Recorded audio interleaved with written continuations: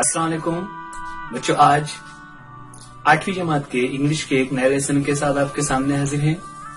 यह वीडियो मुंबई महानगर पालिका के वर्चुअल क्लास की तरफ से पेश किया जा रहा है। मैं Ansari Rashid Akhtar 8th standard English के एक नए लेसन के साथ। तो चलिए शुरू करते हैं आज का हमारा लेसन।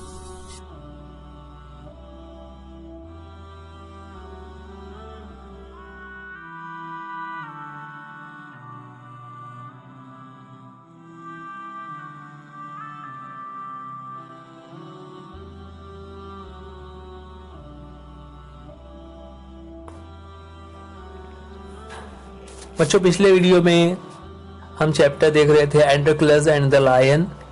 उसका पार्ट 1 हमने देखा, जिसमें हम उस जमाने के हालात के बारे में पढ़ रहे थे। किस तरह उस जमाने में जो किंग्स, नोबलमैन और वेल्दी पीपल जो लोग थे, वो अपने घरों में स्लेव्स को रखा करते थे और उन स्लेव्स के जरिए से वो उनसे कुछ भी काम कराया करते थे, उन पर जुल्म किया करते थे, उनको सजा दिया करते थे। राइट? इसी तरह हमने देखा था, अगर आपने पार्ट 1 नहीं देखा है तो ऊपर ये जो आई का सिंबल बना हुआ आ रहा है, उस पर क्लिक करके आप पार्ट 1 देख सकते हैं। यहां पर हम शुरू करने जा रहे हैं पार्ट 2। मैं जल्दी से स्टोरी को रिकैप कर दूं कि एंड्रोक्लस जो कि एक स्लेव था, वो अपने मास्टर के पास से फरार हो गया और फरार होने के बाद ही took shelter in the nearby forest ना, उस गांव के करीब में जो जंगल था उसने वहां पर शेल्टर ले लिया, वहां पर ठहरा हुआ था। वहां पर बहुत सारे जानवर थे, लेकिन इसे डर नहीं लगता था, वो बहादुर था। ऐसे में एक दिन उसका सामना एक लायन से हो गया है ना। He came face to face to a lion. लेकिन लायन को देखकर वो डरा नहीं। पहले तो उसे लगा कि वहां से उसे भागना चाहिए, लेकिन जब उसने देखा कि लायन खामोशी से खड़ा हुआ है और एक दर्द भरी नजरों से उसको देख रहा है, तो एंड्रोक्लस को कुछ अजीब लगा। ये सोचकर वो आगे बढ़ा और जब वो करीब गया तो उसने क्या देखा? A big thorn had pierced into the toes of the lion ना, एक बड़ा सा जो कांटा है वो उस लायन के पैर में चुभा हुआ है।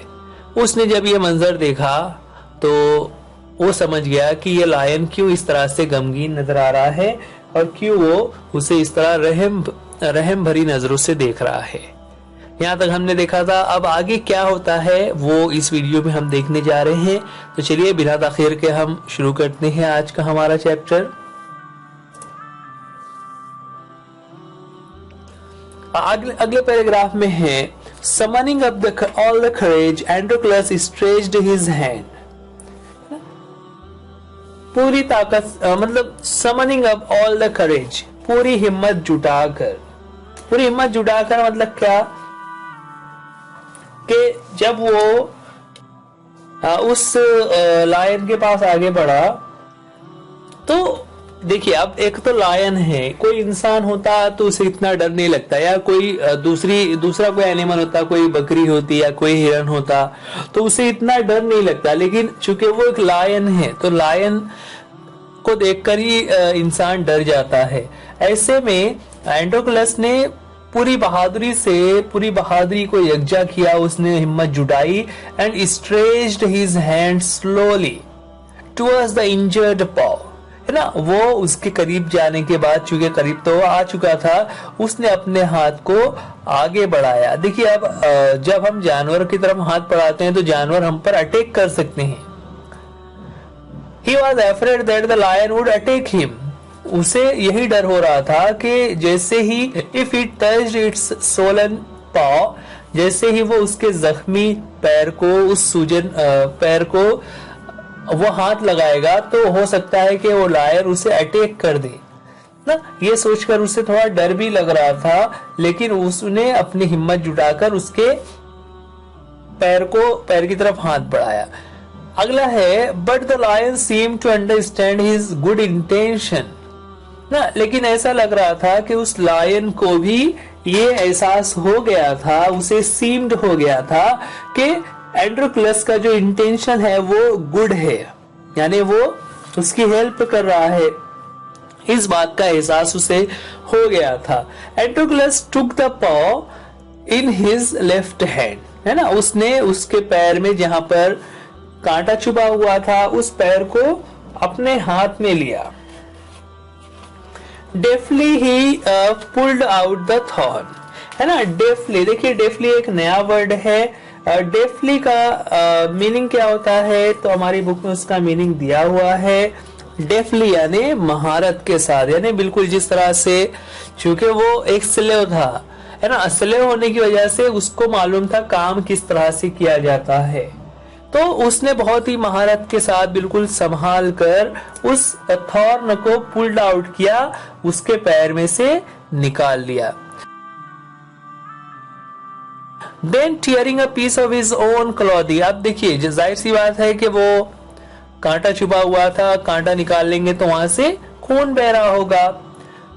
ऐसे में उसने क्या किया, tearing a piece of his own clothing, उसने अपने कपड़े में से एक छोटा सा टुकड़ा निकाला।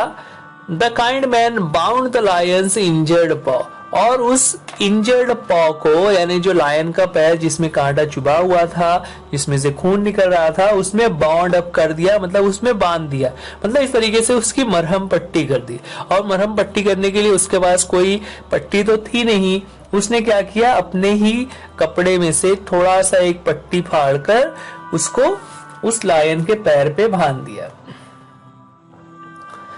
To his surprise and wonder, the lion then licked his arm as if to show gratitude. To surprise and wonder, बहुत उसे हैरत हो रहा था, ताज्जुब हो रहा था, किस बात पर, the lion licked his arm, उस लायन ने ना, जो कि बहुत वहशी होता है, खूंखार होता है, जो हमला कर सकता था, उस लायन ने एंड्रोक्लस के हाथ को लिक करना शुरू कर दिया। तो ये जानवरों की खासियत होती है कि जानवर जिससे उनको अच्छा लगता है, जिनसे उन्हें ऐसा कोई खतरा नहीं लगता, तो वो उनको जबान से चाट कर उससे अपनी मोहब्बत का इजहार करते हैं ना। इन्हें आप अगर कोई देखा होगा, बहुत सारे लोग कुत्ते पालते हैं और वो कुत्ते वगैरह जो होते हैं वो अपने मालिक को इस तरह से प्यार कर रहे होते हैं। तो उस लायन ने भी वैसा ही किया। टू शो ग्रेटिट्यूड, अपना शुक्रिया अदा करने के लिए उसने, लायन ने एंड्रोक्लस के हाथों को जबान से चाट कर शुक्रिया अदा किया। Androcles remained with the lion till it could walk again.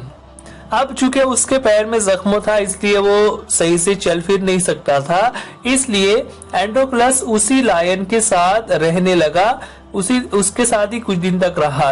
He would hunt in the forest, है ना, वो जंगल में जाकर शिकार करता, and share his food with helpless beasts, और फिर शिकार करने के बाद जो भी वो शिकार करके लाता तो इस लायन को भी उसका शेयर करता। क्यों शेयर करता, क्योंकि वो हेल्पलेस था, मजबूर था, उसके पैर में जख्म था, तो जाहिर सी बात है कि वो शिकार करने के काबिल नहीं था, क्योंकि शिकार करने के लिए उसे भागना पड़ता है और वो इन हालात में वहां से भाग नहीं सकता था, उसके पैर में जख्म की वजह से वो जानवरों का शिकार नहीं कर पाता। इसलिए एंड्रोक्लस उसकी हेल्प करता और अपने लाए हुए शिकार में से उसको खाना देता।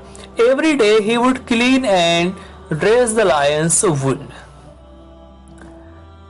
क्या बता रहे अगले पैराग्राफ में कि रोजाना, every day, he would clean and dress the lion. Dress से मुराद यहाँ पर ड्रेसिंग करना, जो उसका जख्म है ना, लायंस वुंड, कि उस शेर के जख्म की वो रोजाना मरहम पट्टी करता। Soon the lion was able to move about, और बराबर से देख रेख और जख्म पट्टी बराबर से चेंज करते रहने की वजह से, मरहम पट्टी होने की वजह से, the lion was able to move about. Move about का मतलब होता है हरकत करना, चलने फिरने लगना, के धीरे धीरे करके वो शेर अब चलने लगा था। Many times it followed Androcles wherever he went, है ना। और फिर क्या होता कि जहां जहां एंड्रोक्लस जाता था, ये लायन भी उसे फॉलो करता, उसी के साथ साथ चलते रहता था, यानी एक तरीके से दोनों में दोस्ती हो गई थी।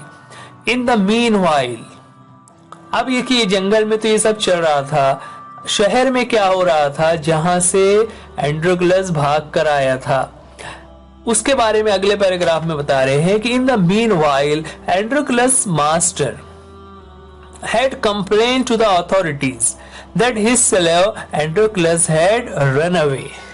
एंड्रोक्लस का जो मालिक था उसने क्या किया, उसने हुकूमत को कंप्लेन कर दिया, अथॉरिटीज यानी हुकूमत के जो भी जिम्मेदारान ऑफिसर हैं उनको उसने कंप्लेन की कि उनका जो गुलाम था एंड्रोक्लस हैड रन अवे, वो फरार हो गया है, वो भाग गया है। अब ऐसा क्यों उसने शिकायत की, क्योंकि हमने शुरू में पढ़ा ना कि कोई भी नौकर, कोई गुलाम जो अपने मालिक को छोड़कर भाग नहीं सकता, ऐसा कानून वहां पर बना हुआ था। इसलिए जब उनके मास्टर ने शिकायत की तो क्या होता है, soldiers were sent in all directions to capture Androcles, है ना। जितने भी उस आसपास के इलाके थे सभी डायरेक्शंस में, सिमतों में, हर सिमतों में जो सोल्जर्स थे उनको भेजा गया ताकि वो एंड्रोक्लस को कैप्चर कर सके, पकड़ सके। They searched him high and low but could not find him. उन लोगों ने they searched him, वो लोग हर जगह जाते थे, high and low, high and low का मतलब हर जगह पर, है ना। यानी ऐसा नहीं सोचा कि सिर्फ इस तरफ देख लेना चाहिए, वहां नहीं गया होगा, इधर नहीं गया होगा, इधर गया होगा, ऐसा नहीं सोचा, बल्कि हर जगह पर उन्होंने उसको तलाश किया, बट कुडंट फाइंड हिम, लेकिन वो उन्हें नहीं मिला। क्यों नहीं मिला, क्योंकि वो तो फॉरेस्ट में था। आगे है, at last they came to the forest where Androcles lived, आखिरकार वो लोग फॉरेस्ट में आ गए जहां पर एंड्रोक्लस रह रहा था। It so happened that Androclus had gone out alone that day while the lion rested near the cave. है ना, उस दिन क्या हुआ, इत्तेफाक ऐसा, जैसे अभी हम लोग ऊपर पढ़ रहे थे कि एंड्रोक्लस जहां जहां जाता था लायन उसके पीछे पीछे आता था, लेकिन उस दिन ऐसा हुआ कि एंड्रोक्लस शिकार के लिए अकेले गया था और लायन, चूंकि वो अभी भी पूरी तरह से सेहतयाब नहीं हुआ था, तो वो अपने केव के पास, अपने गार के पास रेस्ट कर रहा था, वहीं पर बैठा हुआ था। Both of them fell into the hands of the soldiers. अब चूंकि दोनों अलग अलग थे, एंड्रोक्लस जंगल में शिकार के लिए गया हुआ था, लायन वहां पर बैठा हुआ था, और जो सोल्जर्स थे वो एंड्रोक्लस को तलाश कर रहे थे। अच्छा, एक दो सोल्जर्स नहीं थे, बल्कि वो कई ग्रुप की शक्ल में अलग अलग घूम रहे थे। तो दोनों ही सोल्जर्स के हाथ में लग गए। हाथ में लग गए से मुराद कि दोनों को सोल्जर्स ने पकड़ लिया, दोनों सोल्जर्स के हाथ में लग गए। The soldiers took them back to the city, और फिर दोनों को पकड़कर उन सोल्जर्स ने वापस शहर में लेकर आ गए। They put Androclus in chains in a prison and the lion was caged. ना, दोनों को कैद कर लिया गया, एंड्रोक्लस को चैन पहनाकर, चैन यानी जंजीरें उसके हाथ में बांधकर उसे प्रिजन में डाल दिया। प्रिजन मींस जेल। And the lion was caged, lion को केज यानी पिंजरे में डाल दिया गया। In those days people who were found to be guilty of serious crime were fed to wild beast as punishment. देखिए, अब यहाँ पर एक रूल बता रहे हैं उस जमाने का, कि उस जमाने में जितने भी लोग इस तरह का कोई सीरियस क्राइम करते हैं, है ना, गिल्टी का मतलब होता है मुजरिम होना, गुनाहगार होना। तो अगर कोई शख्स ऐसा कोई गुनाह करता है, ऐसा कोई जुर्म करता है जो बहुत सीरियस है, तो उसकी सजा क्या होती, they were fed to wild beast as punishment. उसकी सजा ये होती कि उसे जंगली जानवरों के खाने के तौर पर उसे डाल दिया जाता है। यानी किस तरह से किया जाता था कि एक खुली जगह पर उस शख्स को छोड़ दिया जाएगा और जानवर जो पिंजरे में कैद है उसे छोड़ दिया जाएगा कि जाकर वो उसे खा ले, उसका शिकार कर ले। देखिए कितना जुल्म उस जमाने में होता था। इस तरह से लोगों को बहुत ही जालिमाना सजाएं दी जाती थी। Running away from one's master was a very serious crime at that time. और अपने मालिक को, अपने आका को छोड़कर भाग जाना ये भी ऐसा ही एक जुर्म था। Therefore Androclus was to be thrown to the wild beasts। इसलिए एंड्रोक्लस को भी वही सजा मिलने वाली थी। क्या सजा थी? To be thrown to the wild beast, यानी उसे उस जंगली जानवर के सामने छोड़ दिया जाना था जिसका जो उसको हमला करके उसे खत्म कर देगा। ऑन द अपॉइंटेड डे ना, ऑन द अपॉइंटेड डे का मतलब जो डे फिक्स किया गया हो। The emperor arrived at the circus and took his place. आपने देखा होगा ये तस्वीर में जैसा कि दिखाई दे रहा है, इस तरह का एक मंजर होता है जहां पर वो सजा दी जाती है। तो उस है ना, इस जगह को सर्कस कहते हैं जहां पर वो सजा दी जाएगी। On the appointed day the emperor arrived, जिस दिन सजा देना था तो एम्परर वहां पर आया एंड टुक हिज प्लेस, और अपने तख्त पर बैठ गया। द क्राउड्स चीयर्ड लाउडली, और राजा के आने की वजह से क्राउड जो था, जो आवाम की वहां पर भीड़ लगी हुई थी, वो सब जोर जोर से चिल्ला रहे थे, खुशी से चिल्ला रहे थे। द ट्रम्पेटर्स बिलीव द ट्रम्पेट ना, ट्रम्पेटर्स किसे कहते हैं? ट्रम्पेटर्स कहते हैं जो बगल बजे ना, जैसे कोई प्रोग्राम होता है तो उसकी शुरुआत में एक खास किस्म की जो म्यूजिक बजाई जाती है उसे ट्रम्पेटर्स कहते हैं। जैसे अभी आप बच्चे आईपीएल देखते हैं तो आईपीएल का एक म्यूजिक होता है, आपने सुना हुआ है ना। जैसे वो म्यूजिक बजता है तो हमें ध्यान में आ जाता है कि ये तो आईपीएल के बारे में है। वैसे ही हर प्रोग्राम के बारे में जो इस तरह का मंजर जहां पर होना होता था तो वहां पर नकारे और ढोल वगैरह बजाए जाते थे जिसके जरिए से प्रोग्राम की शुरुआत होती थी। The trumpeters blew the trumpet and Androclus was brought into the arena। है ना, एरिना ये जो तस्वीर में नीचे का हिस्सा नजर आ रहा है उस एरिया को एरिना कहते हैं। तो एरिना में जब एंड्रोक्लस को लाया गया, इस तरह से उसे उस सर्कस के दरमियानी हिस्से में लेकर आया गया जहां पर उसका सामना होना था एक जंगली जानवर से, यानी किसी शेर या किसी दरिंदे से। His chains were unbound. He felt weak and dismayed। है ना, his chains were unbound। bound का अपोजिट हो जाता है अनबाउंड। अनबाउंड का मतलब होता है यहाँ पर खोल देना, उसकी चैन खोल दी गई। He felt weak and dismayed। वो चूंकि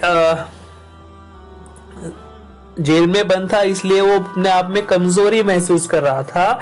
एंड डिसमेड का मतलब होता है to be frightened.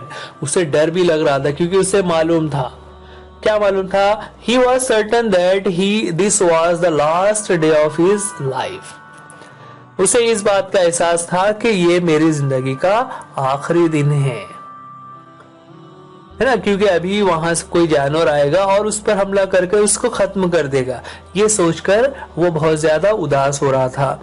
Eight the opposite end a gate was raised and a ferocious lion was released into the arena.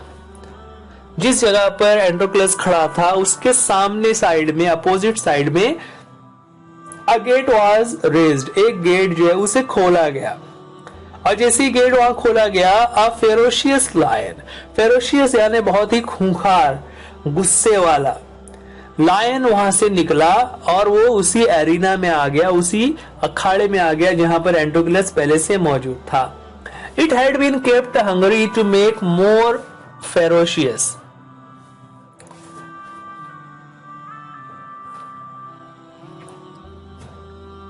It had been kept hungry। kept hungry मतलब भूखा रखना। उस लायन को कुछ दिनों से भूखा रखा गया था। क्यों? ताकि वो और ज्यादा खुकार हो जाए। Androclus was filled with fear, but he put up a brave front। ना, एंड्रोक्लस उस पर पूरा डर जो है तो छा गया, लेकिन इसके बावजूद put up a brave front का मतलब होता है उसने अब सोच लिया कि मरना तो है तो क्यों ना बहादुरी से मरा जाए, इसलिए उसने हिम्मत नहीं हारी और वो उस लायन की तरफ मुंह करके खड़ा हो गया। द लायन सॉ एंड्रोक्लस, है ना, उस लायन ने जब देखा कि इस दरमियान में, इस अखाड़े के बीच में एक आदमी खड़ा हुआ है, ही रश्ड टुवर्ड्स हिम, वो तेजी से भागता हुआ उसकी तरफ आया, बाउंडिंग एंड रोरिंग, ना, वो चिंघाड़ रहा था, चिल्ला रहा था, दहाड़ते हुए वो उस एंड्रोक्लस की तरफ आ रहा था, यानी जिस तरह वो शिकार के लिए आ रहा है, क्योंकि वो भूखा भी है और अब उसे शिकार मिल गया है। But suddenly it stopped in its tracks.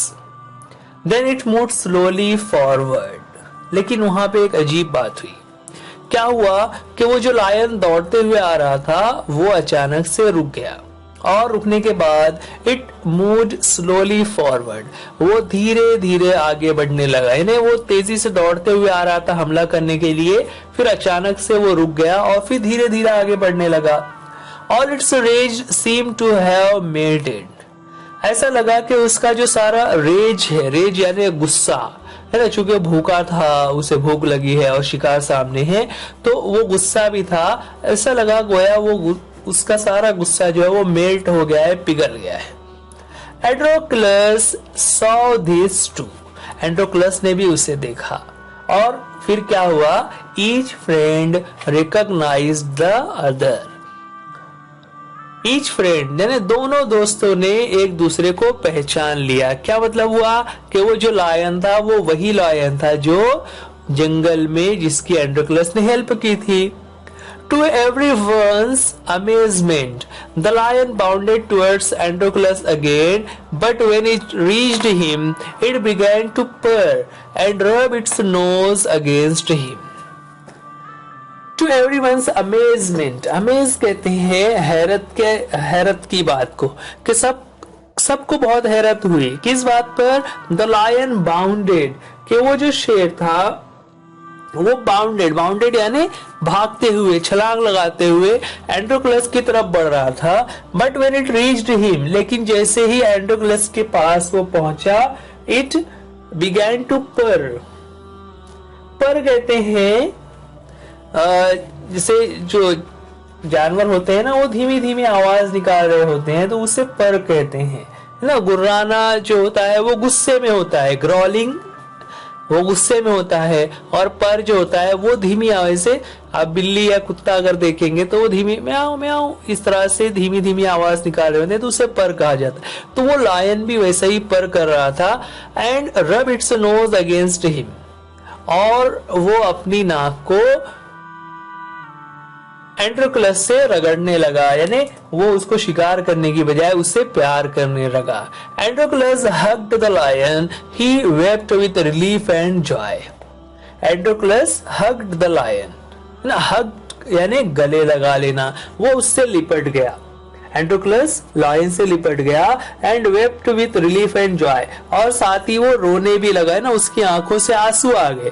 किस चीज की? Relief and Joy. उसे एक राहत भी मिल गई कि अगर इसकी जगह कोई दूसरा लायन होता तो वो अब तक उसका शिकार कर देता, लेकिन ये उसका दोस्त है इसलिए उसे राहत भी मिली और इस तरह से वो खुश भी था। आगे है, The audience, including the emperor, watched this tender sight in great wonder. है ना, ऑडियंस यानी जो पूरे आवाम का मजमा वहां पर जमा हुआ था, और साथ ही वो जो एम्परर था, they watched this tender sight in great wonder. वो सब बहुत ही ज्यादा हैरत के साथ इस नाजुक मंजर को देख रहे थे। People began to cheer Androclus and asked for his release. और ऐसे में जो सारा अवाम की वहां पर भीड़ थी, दे बिगैन टू चीयर, वो एक साथ चिल्लाने लगे एंड्रोक्लस के लिए, and ask for his release, और उसकी सजा को खत्म करके उसको आजाद करने के लिए लोग वहां पर मांग करने लगे, ना, डिमांड करने लगे कि इसको आजाद कर दिया जाए। The emperor asked Androcles to explain the lion's strange behaviour. आगे क्या बता रहे हैं कि एम्परर ने एंड्रोक्लस से पूछा कि भाई ऐसा क्या हो गया जो लायन ने तुमसे अटैक करने की बजाय इस तरह तुमसे वो प्यार कर रहा है। तो फिर क्या हुआ होगा, एंड्रोक्लस ने पूरी स्टोरी उसको लोगों के सामने बयान की।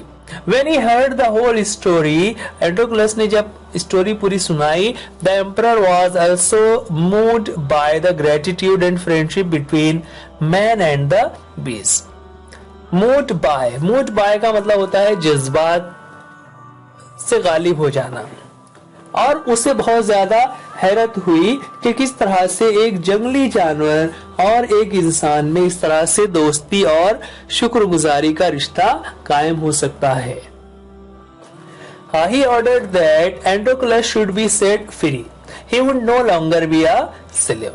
और फिर उस एम्परर ने, उस राजा ने ऑर्डर जारी कर दिया कि एंड्रोक्लस को आजाद कर दिया जाए। अब वो किसी का स्लेव नहीं रहेगा, वो किसी का गुलाम नहीं रहेगा।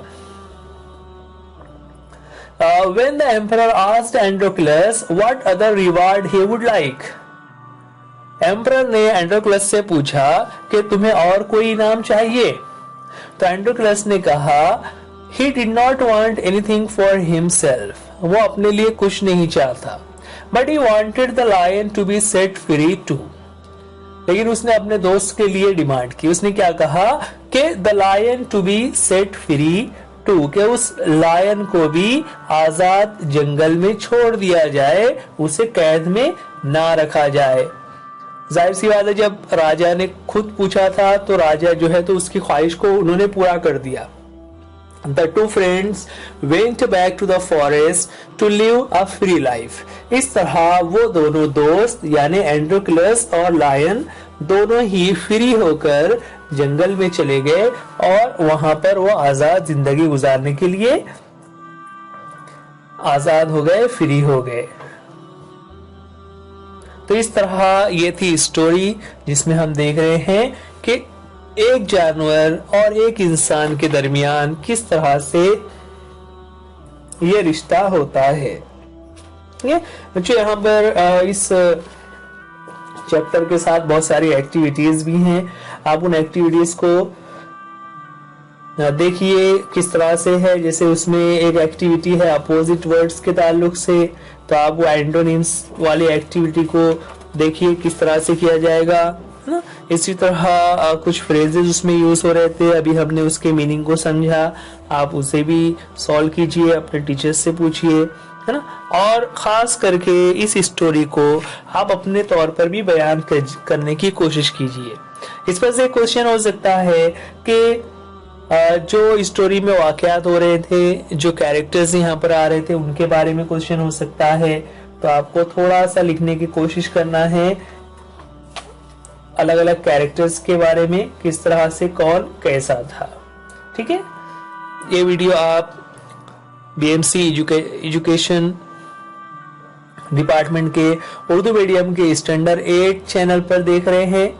आप इस चैनल को सब्सक्राइब कीजिए, वीडियो को लाइक कीजिए, अपने दोस्तों में शेयर कीजिए, और जितने भी क्वेश्चंस यहाँ पर बुक में दिए हुए हैं उसे सॉल्व करके अपने टीचर्स को बताइए, और कोशिश करिए कि इस तरह की स्टोरीज को आप अपने वर्ड्स में बयान करने की कोशिश कीजिए।